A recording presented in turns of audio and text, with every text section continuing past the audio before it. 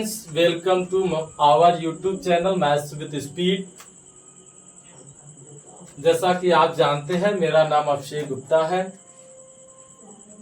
आज हम लोग को पढ़ेंगे how to prove √3 is irrational number.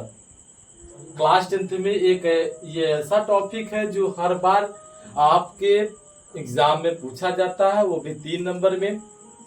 और आप जानते हैं फर्स्ट चैप्टर आपका 5 नंबर का आना है, उसमें आपका ये फिक्स रहता है 3 नंबर का।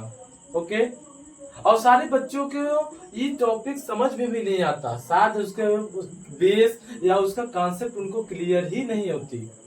आज हम लोग इसको अच्छे से समझेंगे और आज इसका हम लोग खात्मा कर देंगे, निपटारा कर देंगे। ओके, हमारा सीधा सीधा प्रश्न यहाँ लिखा हुआ, how to prove √3 is irrational number.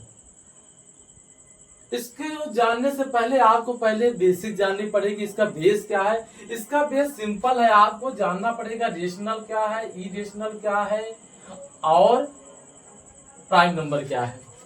हमने इसके पहले वाले वीडियो में बता दिया था रेशनल क्या होता है, जो P/Q के फॉर्म में होता है उसे रेशनल कहते हैं। और आपका प्राइम नंबर क्या होता है? प्राइम नंबर वो नंबर होते हैं जो किसी से न कटे या जिसका ज्यादा कुछ फैक्टर ना हो। मैंने अगले वीडियो में ये भी बताया था, जैसे मान लीजिए आपका 15/6 है, ठीक, ये आपका रेशनल है।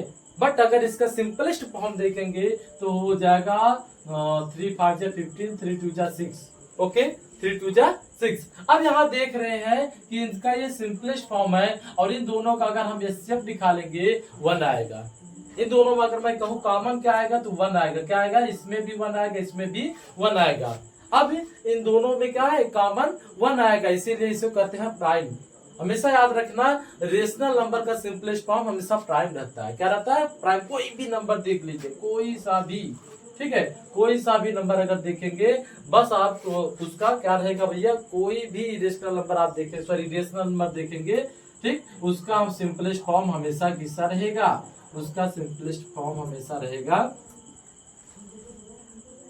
उसका सिंपलेस्ट फॉर्म हमेशा कैसा रहेगा? Prime number, sorry prime number रहेगा। कैसा रहेगा? Prime number. जैसे देखिए यहाँ पे 3 4 12 3 5 15। अभी दोनों बाबू ये देखिए, दोनों इन दोनों करेंगे तो क्या है? को प्राइम। क्या है?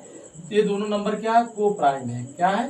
को प्राइम नंबर। अब को प्राइम नंबर क्या होता है? को प्राइम नंबर हमने बता दिया था, ऐसा नंबर जो जिसका एक से ज्यादा फैक्टर न हो, या ये कहिए जिसका एचसीएफ 1 हो। ऐसे दो नंबर के पेयर जिसका एचसीएफ 1 हो उसे कहते हैं को प्राइम नंबर। यहाँ पर देखिए दोनों नंबर का पेयर, इसका एचसीएफ निकालेंगे आप, हमेशा और हमेशा 1 आएगा। ठीक, चलिए अब इतना कॉन्सेप्ट क्लियर हो गया। आइए अपने टॉपिक की तरफ। देखिए हमको सबसे पहले क्या करना था, अगर आप जैसे आप कभी देखते हैं व्यवहार में, व्यवहारिक रूप में, कि अगर पूछा जाए ये चीज मेरी है, वो कहता नहीं ये चीज मेरी है। दोनों लोग आपस कहते नहीं ये मेरी है, वो कहता नहीं मेरी है। तो आप क्या कहते हैं? एक बंदा कहता अच्छा ये आपकी है, आप इसको प्रूव करके दिखाइए। नहीं प्रूव कर पाता तो कहता जब आप इसको प्रूव नहीं कर सकते मेरी है, तो कहता है ये मेरी है। उसी तरह आप इसमें भी देखेंगे कि अगर आपसे पूछ रहा है √3 इज इरेशनल, तो एक अगर पॉसिबल हो, if possible let √3 is rational and, ठीक है, √3 क्या होगा? रेशनल मान लेंगे, हम उसको सपोज कर लेंगे, मान लेंगे। यहाँ लेट लिखिए या सपोज, क्या करिए? सपोज, सपोज कर लीजिए, ठीक, suppose √3 is rational number, rational number, rational number मान लीजिए कोई रेशनल नंबर है and let it's simplest form भी A/B। सिंपलेस्ट फॉर्म मतलब उसका मतलब जो को प्राइम नंबर होगा वो आपका कैसा होगा? मतलब दोनों नंबर होंगे जो A और B होंगे, को प्राइम नंबर होंगे। क्या होंगे? A और B क्या होंगे? को प्राइम। मैंने वहां लिख दिया, then A and B are integer, वो तो इंटीजर होंगे ही। कैसा? Having no common factor other than 1, having no common factor other than 1, या ये कहिए हैविंग को प्राइम नंबर। ठीक, हैविंग को प्राइम नंबर। अगर इतना नहीं लिखना है तो आप यहाँ करिए हैविंग को ना, हैविंग को प्राइम नंबर, या ऐसे कर लीजिए एंड को प्राइम नंबर होगा। ठीक है, यहाँ नो लिख देते, चाहे ऐसे रखिए चाहे ऐसे रखिए, दोनों सही है। हैविंग को प्राइम नंबर ऐसे लिख दीजिए। ठीक, and B is not equal to 0, तो रेशनल में आपको बराबर बताया गया होगा and B is not equal to 0। अब इसके बाद क्या करेंगे, इतना आप लिख लेंगे, बहुत इजी है, कुछ नहीं, क्या करना है आपको, सपोज करना है। सपोज करने के बाद आप इसको बस वही लिखना, जैसे रेशनल की डिफिनेशन क्या होती है वही लिखनी जाती है। लिखते जाते वक्त हमें लिखना क्या, मान लीजिए इसका simple form A by B है और आपका ए और बी क्या होगा, इंटीजर होगा। और एक बात और लिख देना, having no common factor other than 1 का मतलब वही लिखना है कि having coprime number. Coprime number क्या होता है, जिसका HCF 1 हो, मतलब उस जिसका एक से ज्यादा कोई फैक्टर ना हो। ठीक, अब क्या करेंगे हम यहाँ, अब आगे करेंगे नाउ। अब आगे हमें क्या करना है दोस्तों, अब हमको आगे करना है कि √3 तो क्या होगा, a बाई बी के फॉर्म में होगा। ठीक, a बाई बी के फॉर्म में हो जाएगा। अब क्या करेंगे, ऑन स्क्वायरिंग बोथ साइड, अब दोनों तरफ हम लोग क्या करेंगे, स्क्वायर कर देंगे। जैसे हम इसका स्क्वायर करेंगे तो यहाँ हो जाएगा आपका 3, इस दोनों का अगर हम स्क्वायर करेंगे, ठीक, यहाँ दोनों का अगर स्क्वायर करेंगे, इसका करेंगे हो जाएगा 3 और इसका करेंगे हो जाएगा आपका a² / b²। क्लियर। अब इसके बाद आपको क्या करनी है, अब इसके बाद यहाँ पर देखिए, यहाँ पर लिख देंगे 3b² = a²। अब क्यों कर रहा हूँ, देखिए हमारा मेन मोटो है कि आपको a और b को क्या नहीं बनाना, को प्राइम नहीं बनाना है, को प्राइम इंटीजर नंबर नहीं बनाना है, को प्राइम इंटीजर नंबर नहीं बनाना। अगर आपको इतना लिखने में कोई दिक्कत हो रही है, अगर आपको इतना लिखने में दिक्कत हो रही है, इसको शॉर्ट फॉर्म में भी लिख सकते हैं। ऐसे देखिए, ऐसे A and B are co-prime integer number. Coprime integer number simplest form में आ गया।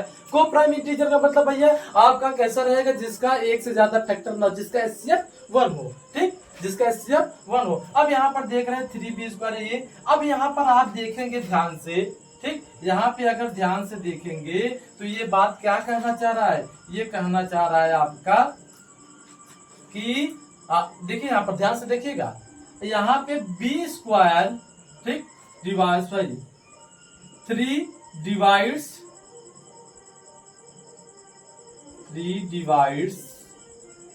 ठीक, a², ठीक, 3 डिवाइड्स a², क्योंकि 3 डिवाइड्स a², देन ठीक 3 आल्सो डिवाइड्स a। अब ये कैसे सर आपने कह दिया, इसका देखिए, अगर मान लीजिए कोई एक स्क्वायर है, मान लीजिए 16 है, ठीक, 16 को मान लीजिए कोई एक नंबर डिवाइड कर रहा है, ठीक है, 16 को मान लीजिए 4 डिवाइड कर रहा है, 4 16 को डिवाइड करेगा, आपको पता है 16 को मान लीजिए 4 डिवाइड कर रहा है। अगर आप कहिए 16 किसका 4 का 4 से डिवाइड करेंगे, ये भी तो डिवाइड कर रहा है। अगर 4 16 को डिवाइड कर रहा है, 16 किसका स्क्वायर है, आप जानते हैं 4 का स्क्वायर है। 16 किसका स्क्वायर है, 4 का स्क्वायर है। अगर 16 4 से डिवाइड हो रहा है तो इससे भी डिवाइड हो रहा है। अगर आप यहाँ 81 मान लीजिए, 81 किससे डिवाइड हो रहा है, 81 मान लीजिए 9 से डिवाइड हो रहा है। किससे डिवाइड हो रहा है, 9 से। अब अगर ये 81 9 से डिवाइड हो रहा है तो आपको पता है भैया 81 किसका, 9 का है। 81 किसका है स्क्वायर, 81 किसका स्क्वायर है, ये अगर इसको जैसे लिखा जाए 9 का स्क्वायर अपन 9, ठीक, यही ना फॉर्म है इसका। अब अगर ये बाबू इसको डिवाइड कर रहा तो इसको भी डिवाइड करेगा। बात समझ भाई, वैसी के आधार पे ये बोला है कि अगर 3 a को डिवाइड, a² को डिवाइड कर रहा है तो 3a को भी डिवाइड करेगा। इसका मतलब ये हुआ कि 3 जो है भैया इसका फैक्टर है, 1/3 जो इसका फैक्टर हो गया, a का फैक्टर हो गया। अब अगला हमको मोटो देखना, हमारा टारगेट होगा b का भी फैक्टर हम लोग 3 करना है, ठीक, b का भी फैक्टर हमको क्या करना है, 3 करना। अब देखिए, अब हमको क्या करना होगा, अब हमको सिर्फ एक ही बात करना होगा, बस हमको थोड़ा लेट, जैसे जैसे इसको किया बस आपको क्या करना, लेट, ठीक, लेट यहाँ पर हम लोग मान लेंगे कि एज इक्वल टू, ठीक, 3c, कोई एक नंबर ले लेते हैं, as equal to 3c, okay, as equal to 3c। अब यहाँ पर where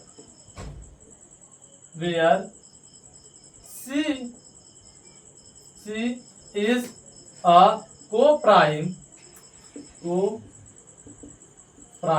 integer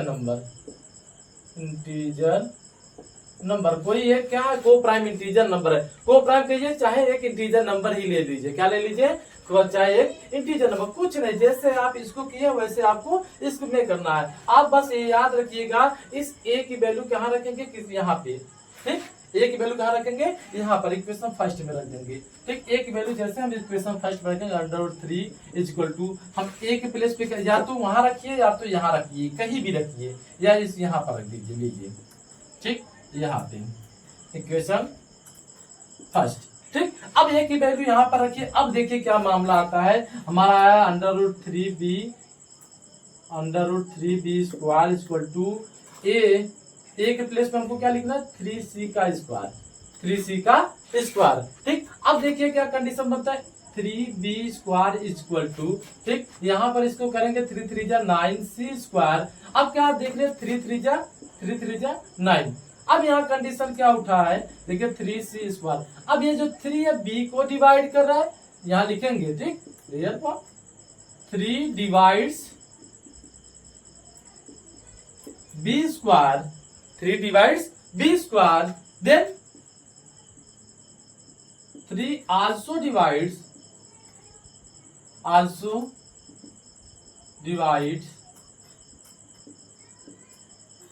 divides b।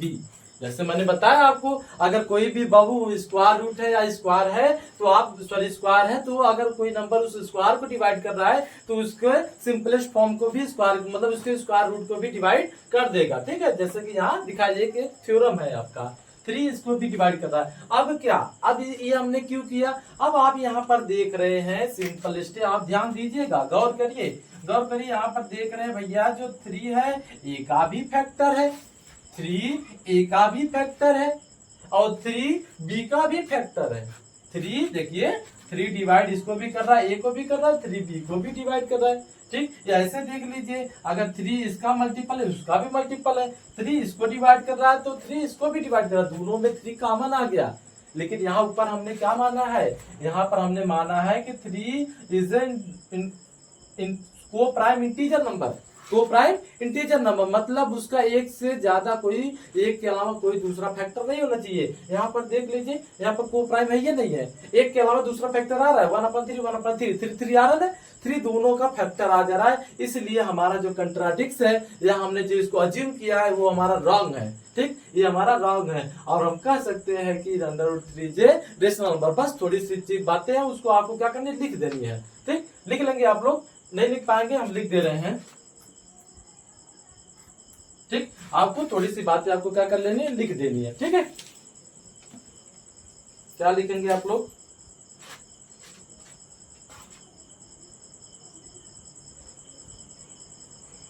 thus 2 is a common factor,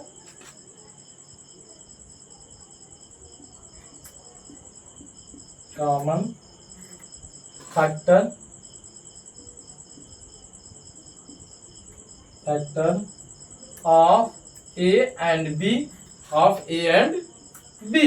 तो हम कह सकते हैं but this contradicts,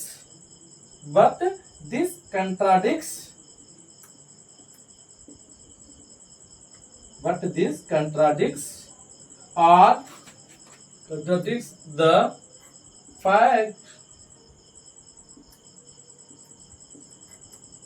that A and B have no common factor,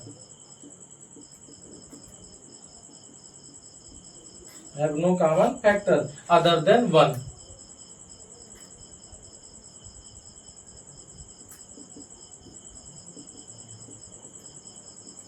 other than 1, मतलब आपका ए और बी आपका क्या है, नो कंपोजिट नंबर है, ठीक है, नो को प्राइम नंबर, ऐसे लिख दिया, नो को prime integer number.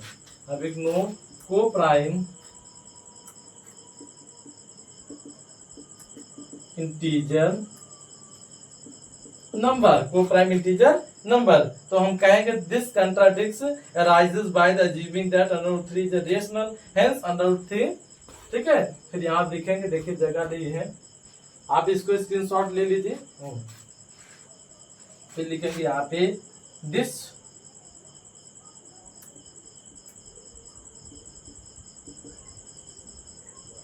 The contradicts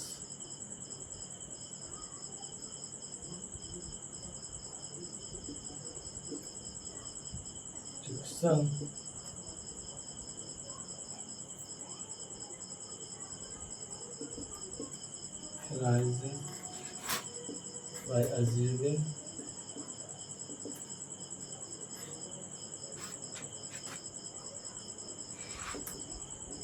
that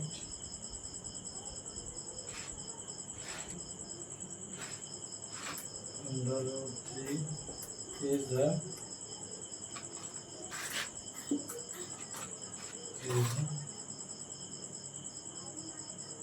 rational। ठीक, फिर इसके बाद हम लिख देंगे hence